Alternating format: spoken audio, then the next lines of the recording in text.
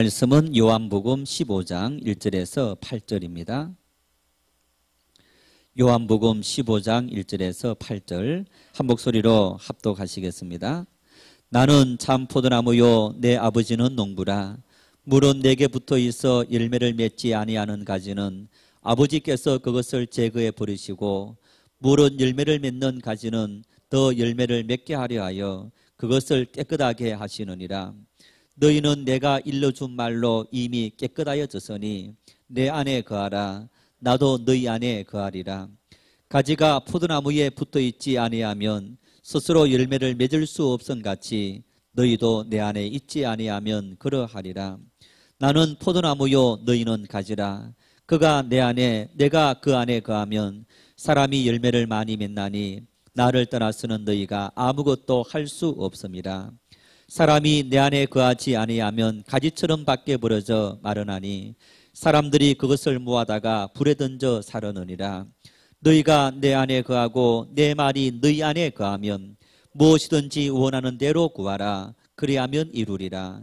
너희가 열매를 많이 맺으면 내 아버지께서 영광을 받으실 것이요 너희는 내 제자가 되리라. 아멘. 삶의 순간순간을 살아가면서 돌아보면, 예를 들어서 청년이 되어서 청소년 학창 시절을 돌아보고, 또 어른이 되어서 청년 시절을 돌아보고, 노년의 세월이 되어서 또 내 이 젊었을 어떤 장년 시절을 돌아보고, 여러분 자신의 그런 살아왔던 삶을 돌아보면 후회가 많습니까? 만족이 많습니까? 네, 후회가 많다.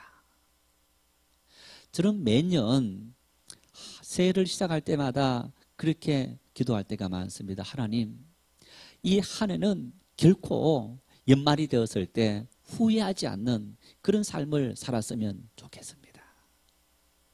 나에게 주어진 맡겨주신 사명을 향해서 사랑하고 섬기고 선포하는 일들을 하나님 내 한 해 다 마쳤을 때 열심히 했다. 내 마음속에 그런 어떤 감사함, 만족감이 있었으면 좋겠습니다. 여러분 그랬는데 한 해를 마칠 때마다 만족했을까요? 후회했을까요? 예, 항상 후회밖에 없었던 것 같아요. 어떻게 하면, 어떻게 살아가면 우리 평생을 살아가면서 후회하지 않는 삶을 살아갈까? 이런 문제에 대해서 끊임없이 고민했던 인물이 있는데, 러시아의 유명한 대문호였던 톨스토이가 이런 고민을 했다고 합니다. 이분은 어떻게 쓸 것인가 이런 고민보다는 어떻게 살 것인가 그런 고민을 했는데, 그의 유명한 작품들 속에 이런 고민들이 묻어나고 있는 겁니다. 톨스토이는 고민하지 않고 후회하지 않고 살아가기 위해서 어떻게 살 거냐, 매일 매 순간순간마다 성장하며 살아가면 후회하지 않는다, 그런 결론을 내어놓았습니다. 여러분, 성장이 뭡니까? 성장이라는 말은 끊임없는 성찰과 학습을 통해 자기 완성에 도달하는 과정이다. 다시 말하면 보다 더 나은 사람이 되어지도록 노력하는 것이 바로 성장이라는 것. 이러한 더 나은 사람이 되기 위해서 끊임없이 노력을 기울일 때, 그럴 때 우리는 성장되어지고 그러면서 후회하지 않는 삶을 살아갈 수 있게 된다, 그렇게 이야기합니다. 여러분, 그러면서 이렇게 말합니다. 자, 이런 성장되는 삶을 살기 위해서 우리가 어떤 삶을 살아야 되느냐? 먼저 나 자신에게서부터 출발되어져야 된다, 그렇게 말합니다. 여러분, 나에 대해서 잘 아십니까? 모르십니까? 자, 나는 나이가 몇 살이고, 나는 이름이 뭐고, 내 부모님은 누구고, 그리고 내가 어떤 직장을 다녔고, 내 재산은 얼마이고, 나에 대해서 잘 압니까? 모릅니까? 이 정도는 여러분 요즘 우리 사회에 조사하면 다 알 수 있는 겁니다. 계좌 추적하면 우리 재산이 얼마인지 다 알게 되고, 또 호적부터 해서 우리가 이사한 그런 모든 것을 추적하면 언제 어느 곳에 살았는지 우리보다도 훨씬 더 잘 알 수 있는 겁니다. 어쩌면 여러분 요즘 보십시오. 다 드러나는 것처럼 조사하게 되면 정말 내가 까먹은 것까지도 생각나게 할 정도로 그 정도로 알게 되는 거예요. 이런 알미 우리 자신에 대한 참된 알미 아닙니다. 예수님께서 형제의 눈 속에 있는 티를 보면서 그 형제를 야단치는 사람에게 뭐라 말씀합니까? 너 눈 속에 있는 들보는 보지 못하고 내 눈 속에 들어있는 내 말과 내 행동과 내 생각과 내 품성과 그 모든 것들이 정말 형제들에게 이웃들에게 성도들에게 얼마나 큰 상처를 주고 있는데 그런 자신의 모습은 알지 못하는, 여러분 참된 알미라는 것은 바로 그런 나 자신에 대한 이해, 이것이 바로 우리에 대해서 참된 알미라고 말할 수 있는 겁니다. 내가 한마디 함부로 하는 그 말이 성도들에게 어떤 영향을 끼치고 이웃들에게 가족들에게 어떤 영향을 끼치는지, 내가 짓고 있는 표정 하나하나가 내 주변의 사람들에게 어떤 영향을 끼치는지 여러분 알고 계십니까? 우리는요 그런 배려가 전혀 없습니다. 내 기분대로 행동하고 그러면서 나는 다른 사람을 배려하고 생각한다, 그런 이야기를 합니다. 여러분 이렇게 나에 대해서 알면 알수록 나는 무엇과 관련됩니까? 너와 관련되는 삶을 살더라는 것. 아리스토텔레스의 말처럼 인간은 사회적인 동물이다. 여러분 나에 대해서 알면 알수록 나는 너와 관계를 맺고 있고 나는 세계와 관계를 맺고 있는 그런 존재이더라는 겁니다. 그래서 결국은 내 성장을 위해서 나를 알아야 되고 또 동시에 너와 우리가 사는 세상에 대해서 끊임없이 알아야만 우리가 성장되어질 수 있다는 얘기입니다. 그래서 이 톨스토이는 그렇게 말합니다. 성장에서 중요한 것은 완결된 목표가 아니고 끊임없이 나아가는 과정이다. 과정이라는 것. 여러분 우리 인생의 성장의 목표는 언제 마무리되느냐? 죽음으로 마무리되는 것. 그때까지 우리는 끊임없이 계속적으로 성장을 향해서 나아가야 하는 것. 내 나이가 70이다 80이다 90이라도 여러분 배우려고 노력해야 하는 겁니다.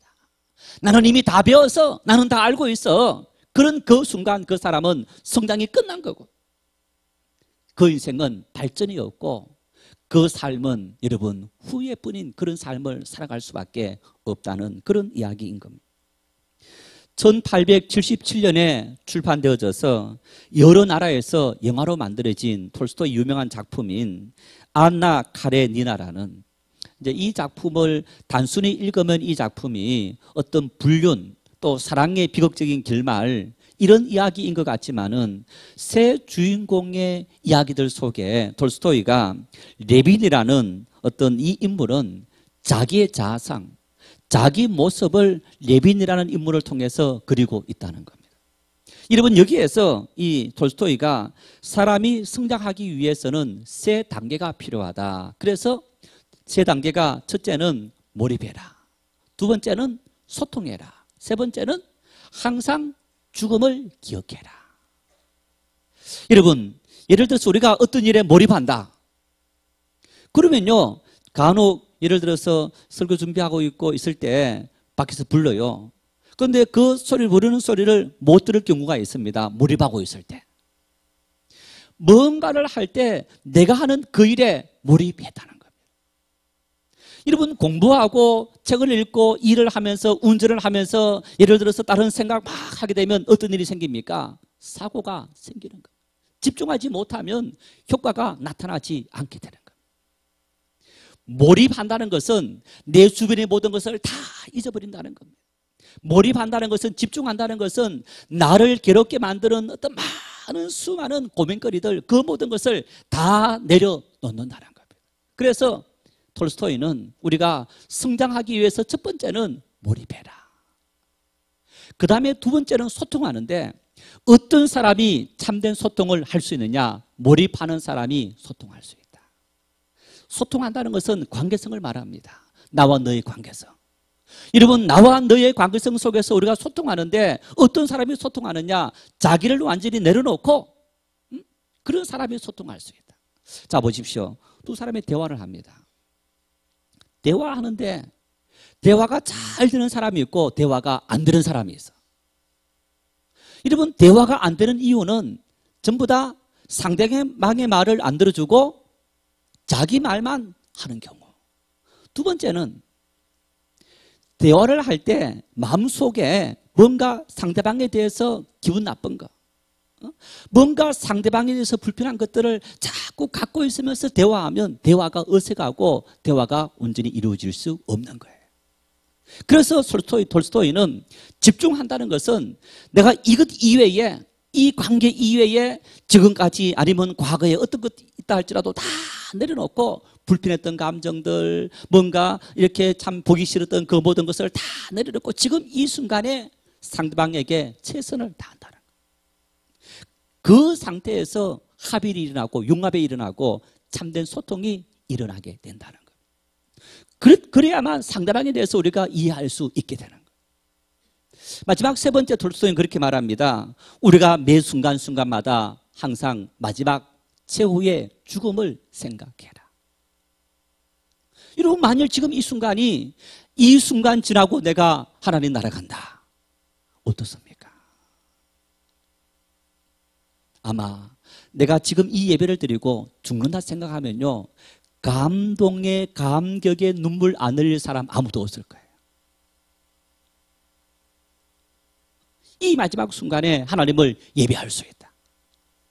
여러분, 내 이 순간이 내 인생의 마지막 순간이다라고 생각한다면 내일 돈 때문에, 내일 누구를 만나야 되는데, 내일 직장 때문에, 내일 사업 때문에, 내일 어떤 관계성 때문에 고민할 필요가 하나도 없는 거예요. 톨스토이는 말합니다. 우리의 삶의 성장을 위해서 내가 이 시간 주어진 인생에 최선을 다하는 삶을 살기 위해서 이것이 내 인생의 마지막이다. 어떤 그런 마음의 자세를 품고 살아갈 때 우리의 삶은 성장되어지고 그 성장이 이루어질 때 우리는 매일매일 순간 살아가더라도 후회하지 않는 삶을 살아갈 수 있다라고 이야기하는 겁니다. 자, 그런데 여러분 보십시오. 앞에 이 꽃나무가 있습니다.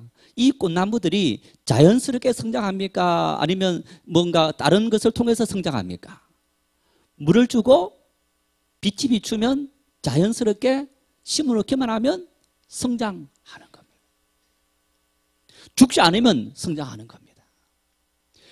동식물들은 이렇게 여러분 성장이 자연스럽게 성장이 일어나는 겁니다. 그런데 사람에게 있는 지적인 성장은 어느 정도 아주 부분적으로는 자연스럽게 성장하기도 합니다. 살아가면서 삶의 지혜를 얻게 됩니다. 예를 들어서 여러분, 아이가 막 이제 기를 쓰면서 막 우는 거예요. 그러면 엄마는 그 아이 우는 것을 보면서 이놈이 아프구나, 이놈이 배가 고프구나, 이놈이 똥을 쌌구나 하는 것을 알게 되는 거예요. 어쩌면 이런 것들은 자연적인 부분적인 알미인데 정말 아이의 성품과 아이를 어떻게 키워야 되지, 그런 세세한 그런 전문적인 지식은 공부를 해야만 알 수 있지, 하지 않으면 모르게 되는 겁니다. 구름이 짙게 끼면 비가 오는 거구나, 그런 것이 사람을 통해서 그냥 터득하게 되는 지식입니다. 그렇지만은 비가 몇 미리 내리는지, 언제까지 비가 올지, 여러분 그런 이치에 대해서는 배워야만 알게 되는 겁니다. 이런 것처럼 여러분, 우리가 인생을 살아가면서 우리의 성장은 자연스럽게 되는 어떤 그런 성장이다 착각하는 경우 많은데, 특히 믿음에 대해서 여러분 우리의 신앙은 절대로 자연스럽게 성장하지 않는다는 겁니다. 이런 말입니다. 간혹 동역하시는 분들 중에서 우리 아버지가 장로님이고 우리 누군가가 목사님이셨고 우리는 3대째 4대째 믿음의 생활을 했고 그런 믿음의 가정입니다. 여러분, 그 자식이 믿음이 있을까요, 없을까요?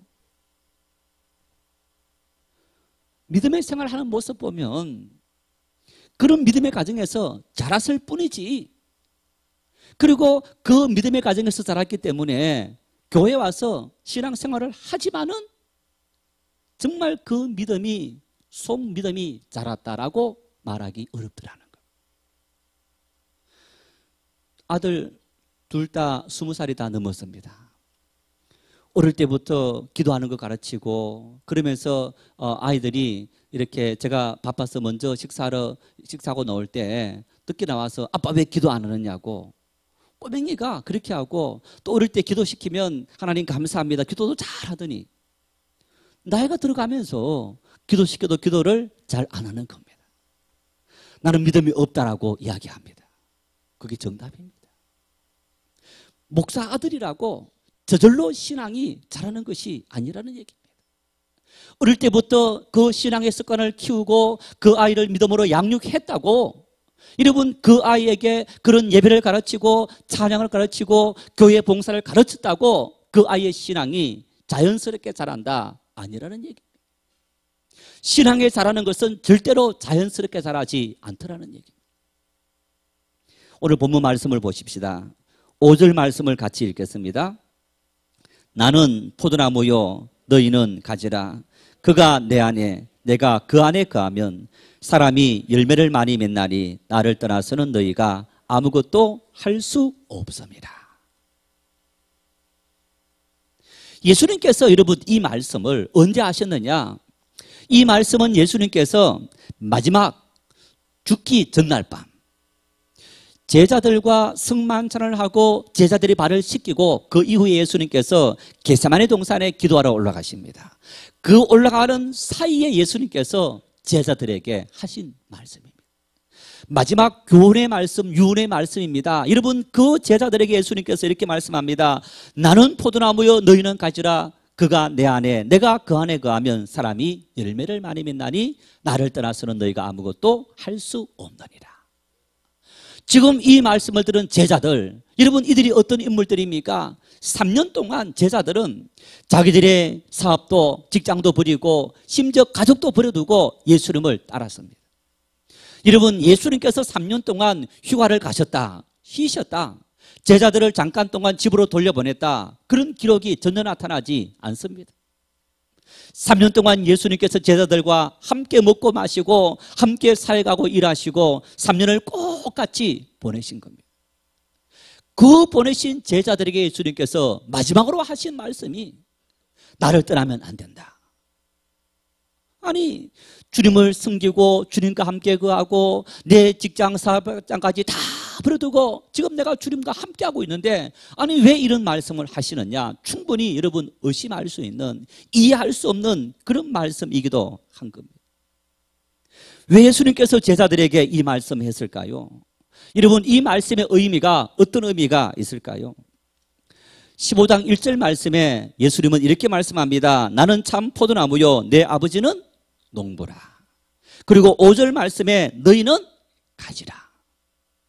여러분 우리가 농사 짓는 일에 비유하면, 나무에 비유하면 보십시오. 하나님 아버지는 예를 들어서 포도나무든 사과나무든 배나무든 감나무든 그 나무의 농장주, 주인이라는 겁니다. 그리고 그 나무 자체는 예수 그리스도. 그리고 우리는 그 나무에 붙어있는 가지들, 이 가지를 통해서 우리가 열매를 맺게 된다는 겁니다. 자, 여러분 보십시오. 가지가 아무리 열매를 맺고 싶어도 농장 주인이 이 나무 필요 없다 뽑아버리면 어떻게 됩니까? 죽어요. 열매 못 맺어요. 뿐만 아니라 여러분 나무는 그대로 두더라도 이 가지 별 볼 일 없구나, 필요 없구나 다 잘라버리면 역시 열매를 맺지 못하는 겁니다. 뿐만 아니라 가지가 아무리 열매를 맺고 싶어도 나무와 단절되어서 영양분을 받지 못하면 역시 영양분을 받지 못해서 말라 죽고 열매를 맺지 못하게 되는 겁니다. 여러분 이 말씀이 오늘 우리에게 무엇을 말하는 겁니까? 성경은 이 관계를 에덴 동산에서 잘 찾아볼 수 있게 되는 겁니다. 하나님께서 인간을 만드시고 에덴 동산에 두었습니다. 그리고 에덴 동산에 두셨다가 인간이 범죄하자 하나님은 에덴 동산에서 추방했는데 에덴 동산에 둘 때와 추방했을 때 이렇게 말씀합니다. 한번 창세기 1장 29절 말씀을 읽겠습니다. 하나님이 이르시되 내가 온 지면에 씨 맺는 모든 채소와 씨 가진 열매 맺는 모든 나무를 너희에게 주노니 너희의 먹을 거리가 되리라. 창세기 3장 17절 18절 읽겠습니다. 아담에게 이르시되 내가 내 아내의 말을 듣고 내가 내게 먹지 말라 한 나무의 열매를 먹었은즉 땅은 너로 말미암아 저주를 받고 너는 내 평생에 수고하여야 그 소산을 먹으리라. 땅이 내게 가시덤불과 은근키를 낼 것이라. 내가 먹을 것은 밭의 채소인저. 에덴 동산 안에 살았을 때 인간은 여러분 먹을 양식이 뭐였습니까? 어떻게 먹었습니까? 자기가 노력해서 먹었습니까? 주시는 것을 먹었습니까? 주시는 것을 먹었습니다. 내가 이 모든 채소와 나무를 열매를 너희의 먹을거리로 주노라. 그래서 인간은 가서 이렇게 먹기만 하면 되었던 겁니다. 에덴 동산에서 벗어나서 인간이 죄를 지었고 범죄함으로 에덴 동산에서 추방된 이후에 인간의 먹을거리는 어떻게 된 겁니까? 내가 수고하여야 땅의 소산을 먹으리라. 노력하고 땀 흘려야 된다는 겁니다. 그런데 문제는 내가 수고한 만큼도 얻지 못한다는 겁니다. 가시덤불이 나고 은근키가 나왔어. 이 가시덤불과 은근키들은 바로 오늘 예를 들어서 자연재해일 수 있습니다. 뭐 비가 많이 내려서 아니면 비가 내리지 않아서 가뭄이나 홍수나 아니면 어떤 이 파충류들 이런 것들이 나타나서 우리 농사 지은 모든 것들을 다 그냥 엉망 만들어버리는 그런 경우들이 있습니다. 종종 들려오는 어떤 그런 보도를 보면 내일 수확을 하려고 했는데 배추를 누가 다 뽑아가 버렸다든가 이런 경우들도 있지 않습니까? 이런 여러분 인생에 정말 내가 수고했지만은 그 수고의 대가를 누리지 못하도록 만드는 많은 어떤 그런 어떤 걸림돌이 있더라는 얘기입니다. 에덴 동산 안에서 살았을 때는 자연스럽게 우리가 그저 하나님 주시는 것으로 받아 먹고 마셨는데 거기에서부터 추방된 그 순간부터 인간은 노력해도 인간에게 수고의 대가가 없더라는 얘기입니다. 에덴 동산은 무엇을 의미하고 범죄함으로 말미암아 에덴 동산에 추방되었다는 것은 무엇을 의미하느냐? 관계성을 의미하는 겁니다. 하나님과 우리의 관계성. 하나님 안에 거하고 하나님께서 주님께서 내 안에 가신다. 그 얘기는 나와 주님은 절대적인 관계를 맺고 있다는 얘기예요.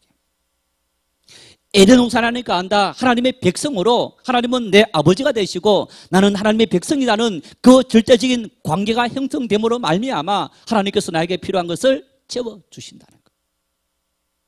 그 관계가 단절되어서 에덴 동산에서 추방된 순간부터 인간은 자기 수고와 자기 노력으로 먹고 마시고 살아가야 되는 그런 고통이 찾아왔더라는 것. 여러분 보십시오. 부모가 많은 아이들이 있지만은 어떤 책을 사주고 옷을 사주고 음식을 사주는 누구에게 사줍니까? 자기 자식에게 사줍니다. 아무리 많은 아이 있다 할지라도 그 아이들이 굶주리고 있다 할지라도 가장 먼저 자기 아들, 자기 자식. 부모와 자식이라는 관계가 형성되어져 있기 때문에 오늘 예수님께서 이 포도나무 비유를 우리에게 하시는 것은 하나님과 우리 사이에 절대적으로 뗄래야 뗄 수 없는 그 관계성이 온전히 형성되어 있어야만 우리가 인생의 풍성한 열매를 맺고 살아갈 수 있게 된다는 것. 겉으로 보이는 그냥 관계성이 아니라 하나님과 우리 사이에 뗄래야 뗄 수 없는 절대적인 그 관계. 여러분 그 관계에 대해서 오늘 본문은 이렇게 말씀합니다. 여러분 본문 7절 말씀을 같이 읽겠습니다. 너희가 내 안에 거하고 내 말이 너희 안에 거하면 무엇이든지 원하는 대로 구하라. 그래야면 이루리라. 하나님과 우리 사이의 관계가 무엇을 통해서 알 수 있는 겁니까? 내 말이 너희 안에 거하면. 여러분 이 말은 내가 생각하고 내가 말하고 행동하는 모든 것들이 무엇에 근거해서 행동하고 말하고 생각합니까? 하나님의 말씀에 근거해서. 내 자존심이 상하고 내 기분이 나쁘고 어떤 내 의가 있고 모든 것이 다 있다 할지라도 하나님과 온전한 관계성을 맺기 위해서는 뭐가 필요하냐? 다 내려놓고 하나님의 절대적인 말씀의 기준에서 살아가는 얘기. 여러분 하나님께서 우리에게 원하시는 것이 무엇입니까? 사랑해라. 용서해라. 7번씩 70번이라도 용서해라.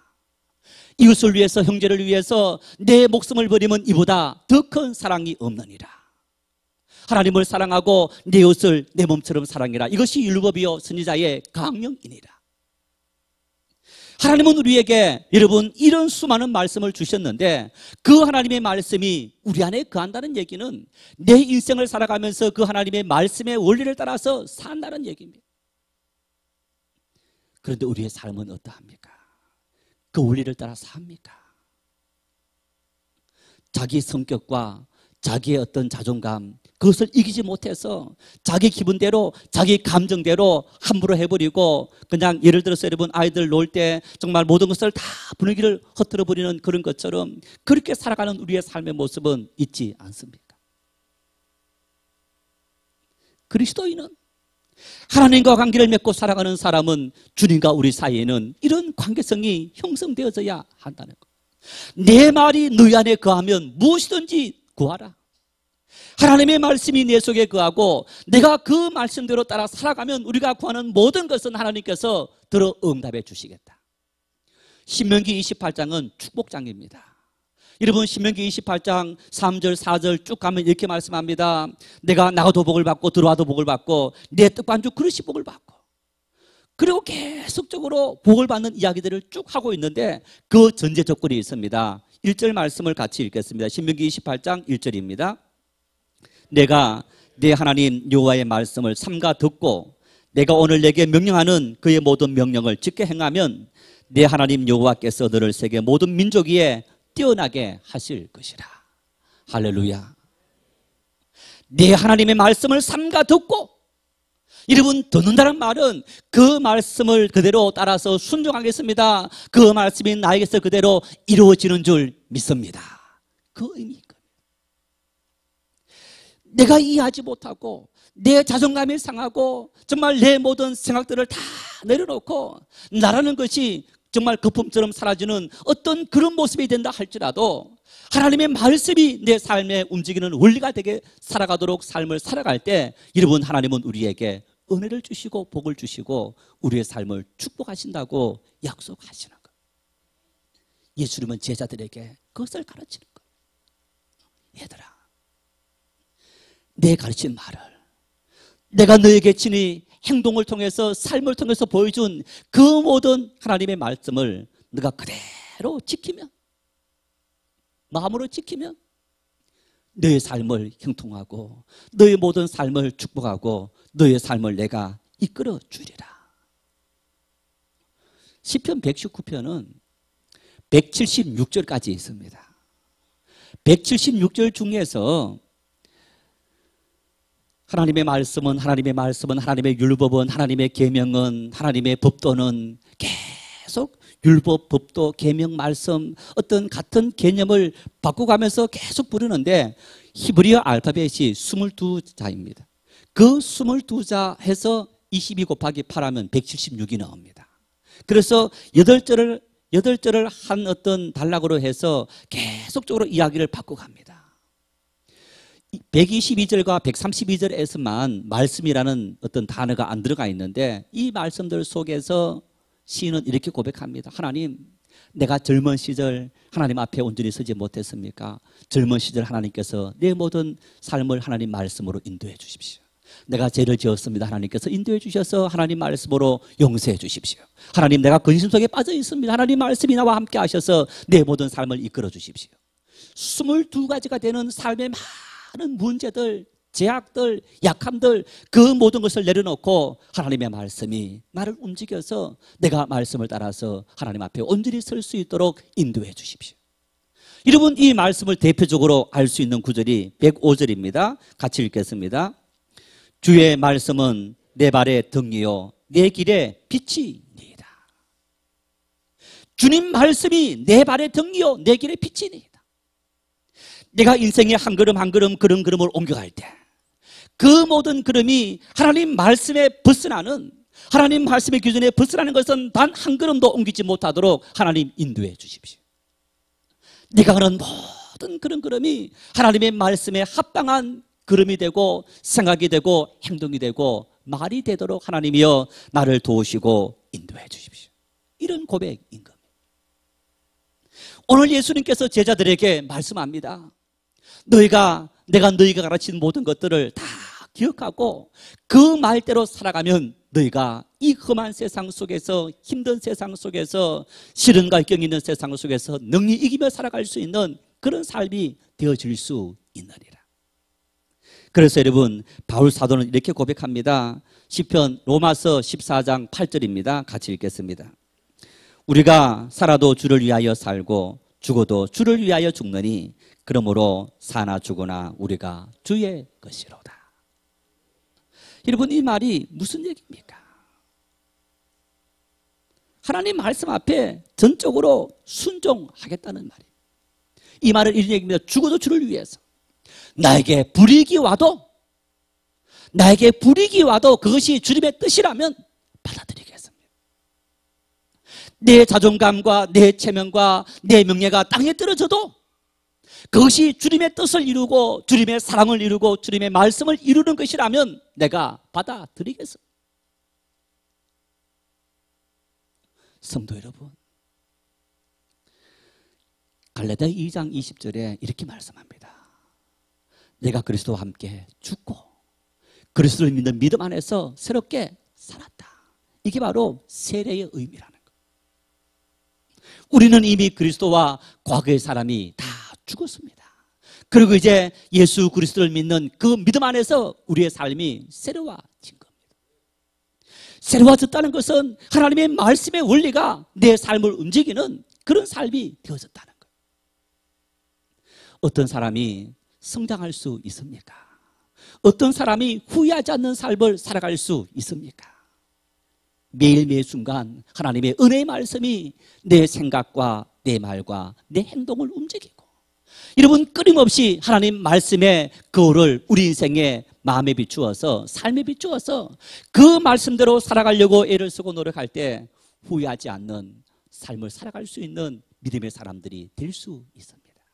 우리 모두 매일매일 하루하루 그리고 한 해 살아가는 순간순간마다 하나님 은혜의 말씀이 내 삶의 빛이 되고 그리고 나를 움직이는 원리가 되어서 후회하지 않는 그런 삶을 살아가는 믿음의 용사들이 될 수 있기를 축원합니다.